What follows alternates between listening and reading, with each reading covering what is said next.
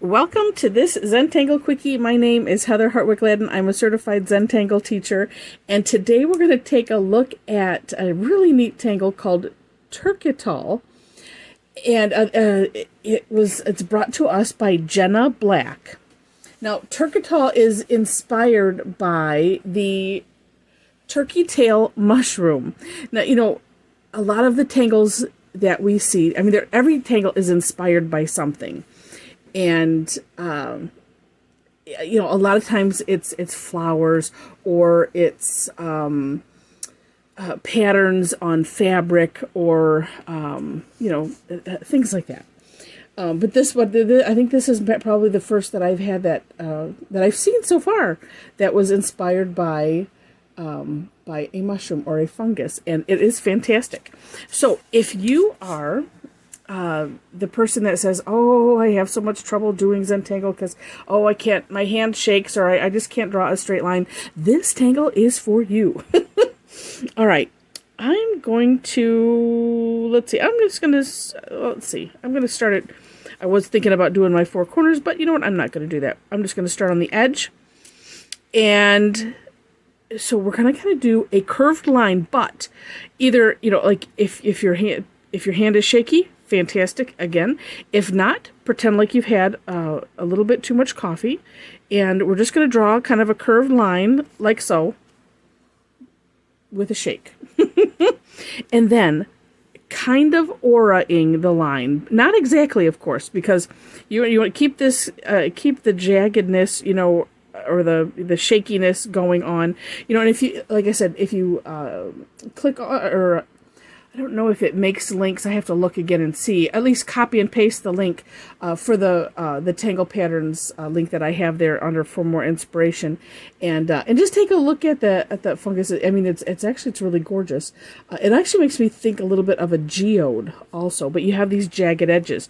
So you know, we want to keep this apart like we were doing an aura, but we're not matching exactly. So don't worry about that. So you have your first. We'll call it a curved line. Well, no, wait, let's change terms. Shaky curved line, your aura'd shaky line. And then we're going to separate this next band just a little bit more than the first two. Oh, we'll make it like loop-to-loops. Okay, mine's starting to look like a circular saw. So narrow, wide, and then another aura'd ring. Again, just with this going random, and then a last ring, although I'm gonna guess, whoa, I picked up my pen a little bit, that's all right. If you wanted to do more rings, you probably could, but this is what Jenna has in the step out. Then the next step is we're going to color in the rings that were aura'd, so those narrow rings.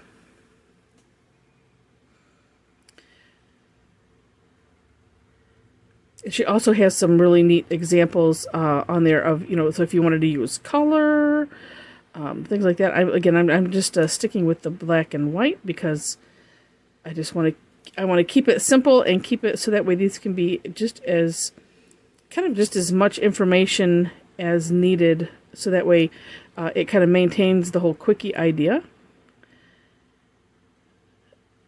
You know, and just kind of just stay right to the point. I'm going to switch really quick. Oh, let's see. Let me use the one. Because sometimes, and this is just for me, because I want to do this on the kind of quick side here. And so this is the graphics one. What I was using before was the O1. And I like that, of course, for these fine lines. I had thought to do this jagged line just starting off with a thicker pen, but it didn't look so great. So, although, you know, I could do, well, I don't know, that just makes it a little too messy. I don't know. You play with that and see what you think. The one thing about also, you know, the coloring in, if you didn't feel like it was jagged enough or too jagged. So, yeah, so I can come back here. Oops, I can go a little crazy because it's just looking a little too rough.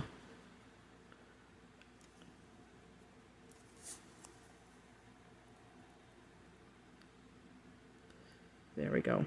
All right. Ooh. I think that the initial pen is kind of wearing out on me because this looks a little blacker. All right, so there we go. And again, what's nice about this is every one you do is going to be a little bit different. And mine is more jagged versus it could be, let me just smooth some of this out. You know, it could be just bumpy. But that's up to you.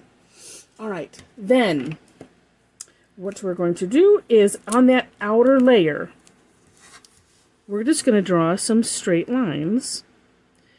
And I would, let me make sure I'm in. Yes, I am. Okay. I'm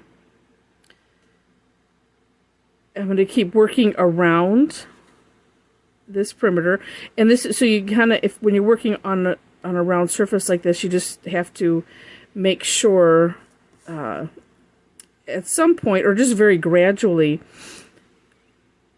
the bottom of your line, they'll be a little bit narrower, and at the top they'll be a little wider, just to make up for going around the curve. I used this example once before because it struck me, and it's so true. Unless if you've never marched in a parade, whether it was marching band or something else, maybe it's military where you had to keep those straight lines. But you could probably imagine when you're going around a corner, the ones on the inside of the corner have to take little teeny steps, and they kind of get crunched together. But the ones on the outside are taking like leaps and bounds. So that way the line stays the same, but you know, the whole line curves at the same time. It's kind of like paradox. All right, I'm just outdoing this, going over this line again because I went a little too fast and my pen kind of took off and left some gaps. And actually, I'm kind of liking going back over that, just having it be a little bit richer line. So there we have it. Now, there is an optional step if you wish. And that is to put in, she called it wrinkles. You could call it wrinkles, or you could call it like little gaps. So this is, and I don't even know what to do up here. I'm just kind of drawing a jagged line and kind of coloring it in and having it come to a point in this ring right here. And just doing those kind of sporadically.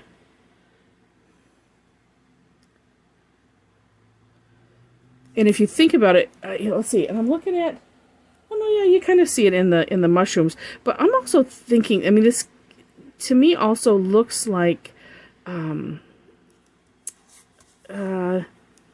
could look like wood, sort of. You know, so if you cut wood, say a branch or a trunk, and there might be cracks in the side or something like that.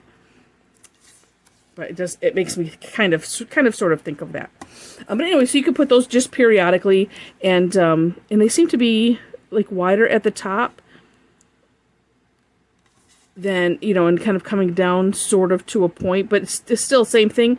They're also just kind of jagged. So, and I'm just messing. I don't even know. This is so unlike me. It's a little freeing at the same time just to do and not to think. So if that part freaks you out a little bit, it's okay. We can get through it. And like I said, just where you see fit. And then, to add more fun, you could use this as a fill-in. So, you can add to it. These can be different sizes. I did this initial one kind of big. But you can have them kind of, grow off of each other. And if you look at the one picture that she has on the Tangle Pattern site, you can see, or actually, I mean, it makes me think of like a shelf fungus. This is way more beautiful. But if you can picture that in your mind without going to look at it, it's kind of that idea. And so, you would just, build these one on top of another, just kind of growing out. And then you could, let me just shade this in here. We'll do this really quick. With some shading, and I'm going to do, let me get that number 1 here.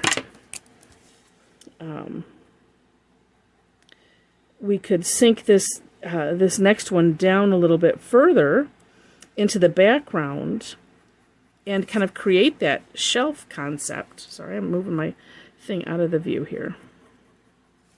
All right, and let's oh, yeah, that looks sloppy. Well, as I say, it looks sloppy, but you know what the beauty of this one is, that it can look sloppy and it's perfectly fine. It's intended to look sloppy. And I guess I want my sloppiness to be organized. I don't know. It's so hard. All right. Okay, so let's do these little lines really quick here.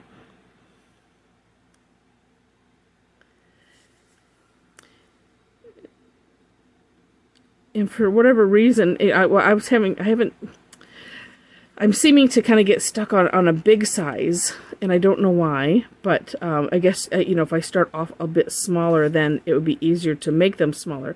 But so you could just, you know, fill in your section with multiple sizes, kind of going in, you know, just kind of growing essentially from each other, but they would be under each other. And let's see. Okay, so let's throw some graphite on here. And what I'm going to do is we're going to put some graphite on this edge, on the outside of this first one that we did.